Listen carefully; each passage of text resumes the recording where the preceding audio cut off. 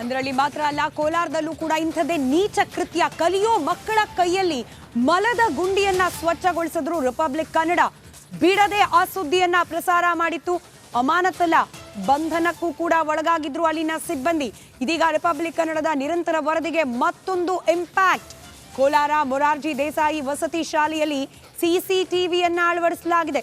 ಮಕ್ಕಳಿಂದ ಮಲ ಗುಂಡಿ ಸ್ವಚ್ಛ ಮಾಡಿಸಿದ್ದ ವಿಚಾರಕ್ಕೆ ಸಂಬಂಧಪಟ್ಟಂತೆ ಇದೀಗ ಅಧಿಕಾರಿಗಳು ಕೊನೆಗೂ ಎಚ್ಚೆತ್ತುಕೊಂಡಿದ್ದಾರೆ.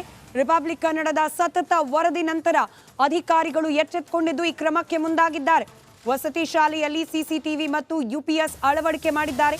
ಮಕ್ಕಳಿಗೆ ಕಿರುಕುಳ ಕೂಡ ನೀಡಿದ್ರು ಅನ್ನುವ ಆರೋಪ. ಈ ಆರೋಪದ ಬೆನ್ನಲ್ಲೇ ಇದೀಗ ಅಧಿಕಾರಿಗಳು ಅಲರ್ಟ್ ಆಗಿದ್ದಾರೆ. ವಸತಿ ಶಾಲೆ, ಕಚೇರಿ, ಕೊಠಡಿ, ಭೋಜನಾಲಯ ಎಲ್ಲ ಕಡೆಗಳಲ್ಲೂ ಸಿಸಿ ಕ್ಯಾಮೆರಾ. ಈ ಹಿಂದೆ ಕಚೇರಿಯಲ್ಲಿ ಮಾತ್ರ ಸಿಸಿ ಕ್ಯಾಮೆರಾ ಅಳವಡಿಸಿದ್ರು. ಈಗ ವಸತಿ ಶಾಲೆಯ ಎಲ್ಲ ಶಿಕ್ಷಕರು, ಸಿಬ್ಬಂದಿ ಇವರನ್ನ ಆಲ್ರೆಡಿ ವರ್ಗಾವಣೆ ಮಾಡಲಾಗಿದೆ. ಹೊಸದಾಗಿ ಬಂದವರಿಂದ ಕೂಡ ಯಾವುದೇ ಲೋಪದೋಷಗಳಾಗಬಾರ್ದು, ಅಲ್ಲಿನ ಮಕ್ಕಳಿಗೆ ಸುವ್ಯವಸ್ಥೆ ಇರಬೇಕು, ಅವ್ಯವಸ್ಥೆ ಆಗಬಾರ್ದು ಅನ್ನೋ ಕಾರಣಕ್ಕೆ ಹದ್ದಿನ ಕಣ್ಣಿಡೋ ವ್ಯವಸ್ಥೆಗೆ ಸಿಸಿ ಕ್ಯಾಮೆರಾವನ್ನ ಅಳವಡಿಸಲಾಗಿದೆ. ಇದು ರಿಪಬ್ಲಿಕ್ ಕನ್ನಡದ ನಿರಂತರ ವರದಿಗೆ ಸಿಕ್ಕಿರುವ ಫಲಶ್ರುತಿ. ರಿಪಬ್ಲಿಕ್ ಕನ್ನಡದ ವರದಿಯ ಮತ್ತೊಂದು ಬೇಗ್ ಇಂಪ್ಯಾಕ್ಟ್.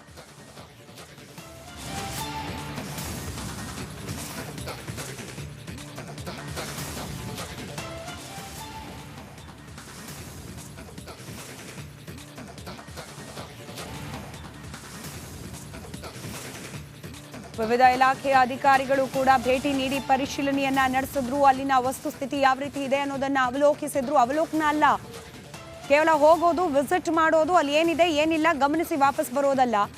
ಮಕ್ಕಳಿಗೆ ಕಲಿಯೋಕೆ ಅಂತ ಹೇಳಿ ಬಂದ ಮಕ್ಕಳಿಗೆ ಕಲೀಲಿಕ್ಕೆ ಅವಕಾಶ ಆಗೋ ರೀತಿಯ ವಾತಾವರಣವನ್ನ ಸೃಷ್ಟಿ ಮಾಡಬೇಕು.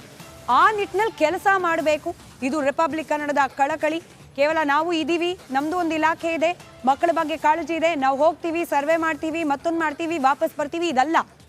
ಕ್ರಮ ಆಗಬೇಕು. ತಪ್ಪಿತಸ್ಥರ ವಿರುದ್ಧ ಕಠಿಣ ಕ್ರಮ, ಅದರ ಜೊತೆಗೆ ಮಕ್ಕಳಿಗೆ ಸರಿಯಾದ ವ್ಯವಸ್ಥೆಗಳಾಗಬೇಕು. ಇದು ರಿಪಬ್ಲಿಕ್ ಕನ್ನಡದ ಕಳಕಳಿ ಕೂಡ.